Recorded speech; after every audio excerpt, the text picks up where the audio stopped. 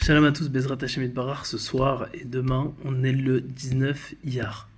Ce jour-là, c'est le de Rabbi Menachem Mendel de Raminov, c'est un très très grand tzaddik de la Chassidut, il y a environ 300 ans. Et il a dit que celui qui allume une bougie pour lui, eh ben, il fera en sorte d'exaucer sa demande, sa requête.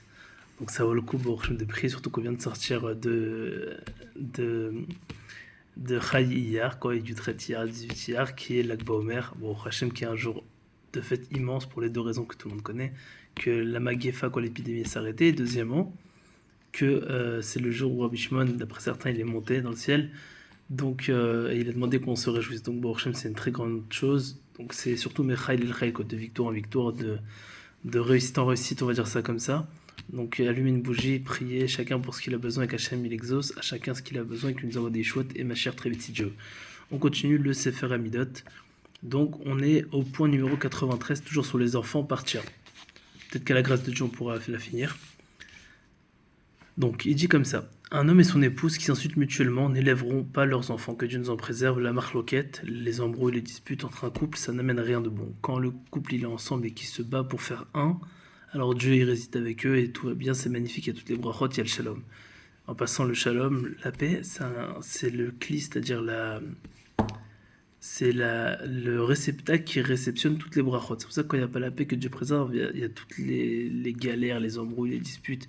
Il n'y a pas la parnassa, il y a des problèmes de shalom bait, il y a des problèmes de santé, il y a tout. Il y a tout qui va avec, ça impacte. Quand il y a la paix, il y a tout.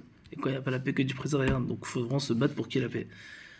94. Un remède pour élever ses enfants: sème une variété de céréales et lors de la récolte, distribuant l'intégralité aux pauvres sans en profiter. Bon, c'est une ségoula pour les enfants, pour les élever à la grâce de Dieu. 95. Celui qui fait régner une terreur injustifiée sur sa génération ne laissera pas derrière lui d'enfants talentueux, des gens doués, quoi. 96. L'homme qui n'éprouve pas de compassion envers ses enfants, c'est de toute évidence qu'il n'aura pas de part dans l'esprit de sainteté. Parce qu'une personne qui a de la rachamim, c'est une personne qui a du haut niveau, c'est une personne qui travaille sur ses midotes, qui sait comprendre l'autre. C'est une personne qui n'a pas de compassion envers les autres. Parce qu'il est un peu brel, on va dire ça comme ça, parce que c'est une personne, il a vraiment de la sagesse.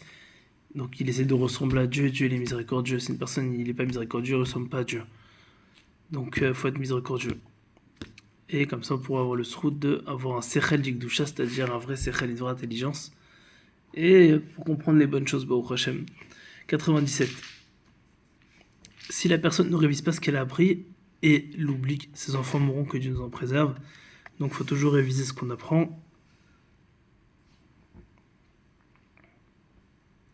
98. À cause de la dépravation, on n'élèvera pas d'enfants, que Dieu préserve.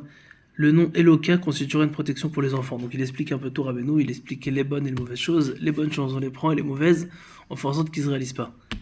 Donc le nom Eloka, donc la lettre Aleph, Lamed, Vav, Eloka, c'est une Shmira Labanim, c'est bien écrit sur un papier ou sur un clavecé sur le parchemin des Sefer Torah, sur un petit bout de parchemin par un sofer, il écrit le nom Eloka et c'est une bonne ségoula. Donc voilà. Celui qui s'efforce d'assurer une subsistance à ceux qui recherchent Dieu mériterait que ses enfants n'empruntent pas les sentiers de la débauche. Donc c'est une mitzvah de faire en sorte qu'un juif, il ait un travail, une parnassa qui puisse réussir dedans et qui puisse être méfarnès, c'est-à-dire subvenir aux besoins de sa famille. Et à plus forte raison quand c'est des personnes qui ont la crainte de Dieu, ou qui recherchent Dieu, il écrit Dorcha Hashem, ceux qui recherchent Dieu, c'est vraiment qui essaient de se rapprocher d'Hachem. Et ça fera en sorte que ces enfants, ils ne tombent pas dans les mauvaises choses. 100. Grâce à la foi, les tzadikim, les enfants vivront et se maintiendront. 102. Le fait qu'un garçon soit mis au monde attirera la bonté divine. Ça amène du chesed dans le monde. 103. Celui qui afflige son père et sa mère ne méritera pas d'élever, de faire grandir quoi ces garçons, que Dieu préserve. 104. Celui qui poursuit assidûment la paix méritera même de voir les enfants de ses enfants. Il aura le truc de voir ses petits-enfants. 105. La détérioration de la porte ou de la fenêtre annoncera un affaiblissement des enfants. Faudra vite le réparer à mon avis.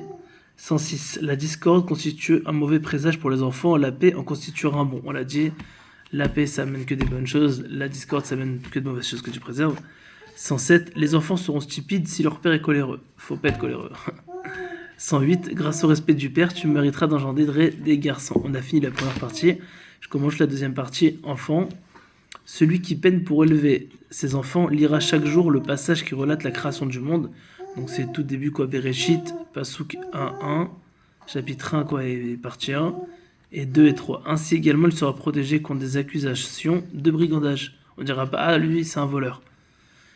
Et deuxièmement, un remède pour engendrer des garçons, se faire petit, donc se faire humble, grâce au fait qu'une personne se fait petit, il aura le souhait d'avoir plein d'enfants. Voilà, que des brachot Bezrat Hashem, et Shabbat Shalom à tous.